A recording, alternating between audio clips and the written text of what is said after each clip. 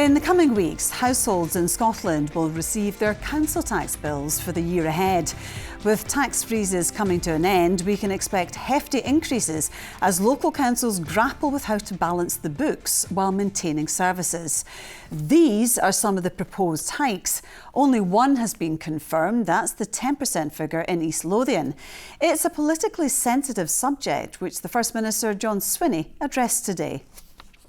I'm certain there'll be local authorities that will announce council tax increases that are significantly lower than the East Lothian level. I'm very confident of that, and I think that'll happen quite soon.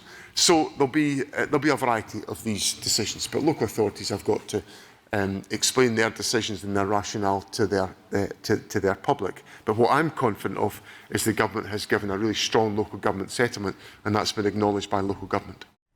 Well, we assess the looming prospect of council tax hikes with a leading authority on local government, Professor Richard Kerley.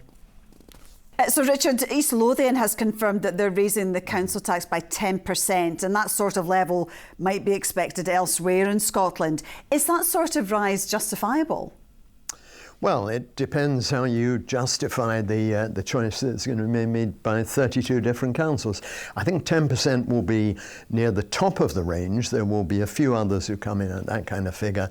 Others are talking about a lower percentage increase in council tax. Most of the councils, indeed all of the councils whose figures I've looked at all, are under considerable pressure, and they're saying if we're going to maintain the services we have at the moment, if we're going to improve them, and if this is critical, we're being required to introduce new services, then we have to increase the amount of money we have available. So, yes, justifiable in that way. So, local councils have been struggling. If they raise the taxes, will this get them back on a steadier footing? No, it will make things a little easier, but we've had the best part of 15 years of a kind of broadly slightly up and down, but broadly downhill trend for the support that central government, the Scottish government, gives to local authorities. At the same time, we've seen them with greater population, with more households, with a requirement to provide a new range of different services, and that puts enormous pressure on those councils. So it's not going to make it much easier for them. Nobody is going to be leaning back and saying, well, that's us, we've cracked it. They will still be reducing activities, they'll still be looking for efficiencies, they'll still be cutting some services where they feel that they can't be justified in providing them. The First Minister John Swinney has said his government has given a strong settlement to local government, therefore they don't need to implement these big tax rises. Do you agree? No. I think the settlement given has been an improvement on where things might have been, but you have to remember that these councils have gone through a dozen or more years of a council tax freeze, and then a kind of, now we're not going to do that anymore, and then at very short notice 2 years ago, a sudden council tax freeze, here we go again. And they're struggling with the way they've been treated. They're struggling with the array of different services that have to be provided, and the growth in demand in terms of everything from care for older people, care for people with learning difficulties, to very dramatic increases in the proportion of children who need support in school.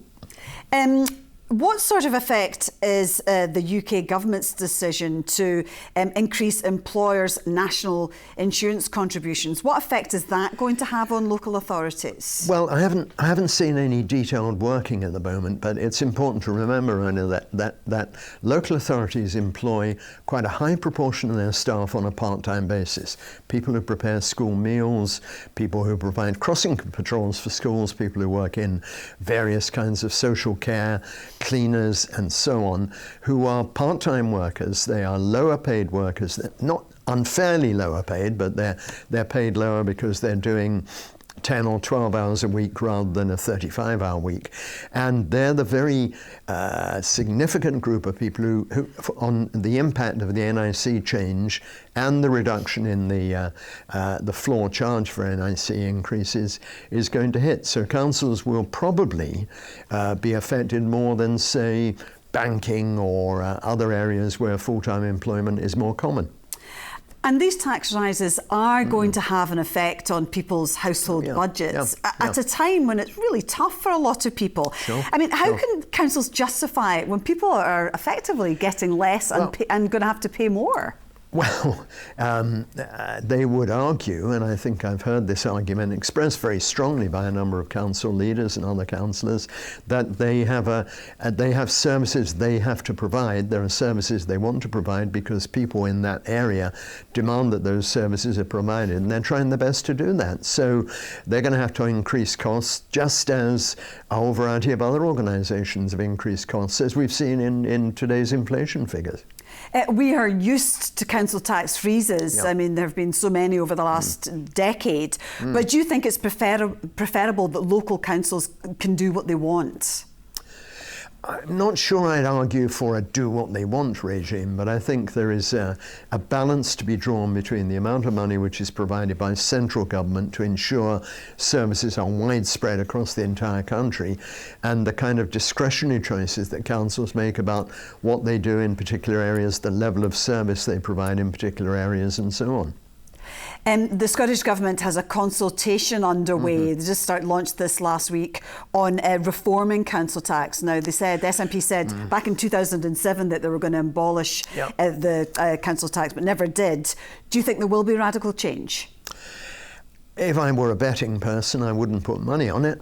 I think it's a very complex issue which has been ducked by governments over many, many years. We've already had about 5 or 6 years ago a review of local property taxation, which was a kind of way of talking about the council tax, which came out with some views, some ideas, and that was kind of quietly set aside and wasn't pursued. The Scottish Parliament is currently looking at the options that are available. You have to remember that one of the problems we have with a now, I think, 35-year-old valuation system for housing, the houses we all live in, is that about half the people who live in those properties have properties that are overvalued and half undervalued. That means that there's an awful lot of losers in any change that occurs, and life in being life, that the losers make a big fuss, and those who win just quietly lean back and spend the money on a more expensive bottle of drink or something like that. All right, we'll have to leave it there, but Richard Kerley, thank you very much indeed for joining us. Okay, Rona, bye-bye.